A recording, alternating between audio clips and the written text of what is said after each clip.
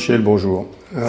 Nos cholangites biliaires primitives sont à peu près toutes sous acide urso-désoxycholique. Ça ne marche pas à 100%, loin de là d'ailleurs.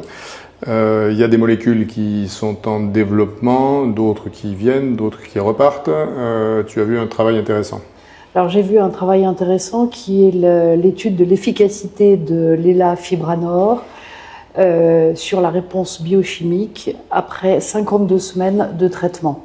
L'élafibranor, c'est un double agoniste du PPAR alpha-delta et ils ont comparé son efficacité à un placebo dans une étude de phase 3, c'est l'étude ELATIVE.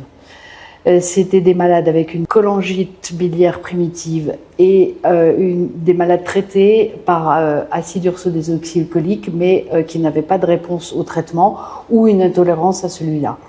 108 malades traités par élafibranor, 53 pour le placebo et ils ont regardé la réponse biologique sur les différents critères. On retiendra surtout la classification de Paris 2 pour l'efficacité qui est celle qui est le plus largement utilisée.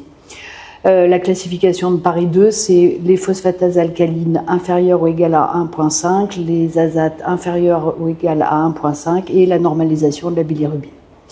Donc ils ont obtenu une réponse à 52 semaines chez 43% des malades traités par élafibranor contre 6% chez les malades traités avec le placebo. Donc on a une efficacité quand même chez la moitié des malades en seconde ligne de traitement puisque c'était des malades non répondeurs à la UDC. Et on parlera d'autres molécules qui ont été présentées avec des résultats également intéressants. En matière de qualité de vie et de prurite. Alors ça marche aussi sur le prurite puisqu'il y a une amélioration de la qualité de vie chez ces malades traités. Travail présenté également cette année. Oui. Merci Michel. J'en prie.